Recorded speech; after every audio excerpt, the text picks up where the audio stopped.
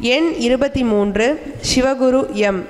எண் 23 Sivaguru M, UKG A7. அனைவருக்கும் வணக்கம். என் பெயர் சிவகுரு. எனக்கு பிடித்த நபர் அப்பா.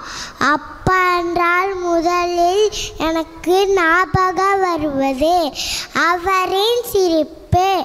அவர் எனக்கு கதாநாயகர். அவர் கடின உழைப்பாளி. தன் தேவைகளை பொருட்படுத்தாமல் தன் குடும்பத்திற்காக பாடுபடுவார். தந்தை தினம் ஜூன் மாதம் கொண்டாடப்படுகிறது. தந்தை என்பவர் வீட்டிற்கு மிகப்பெரிய தூண்.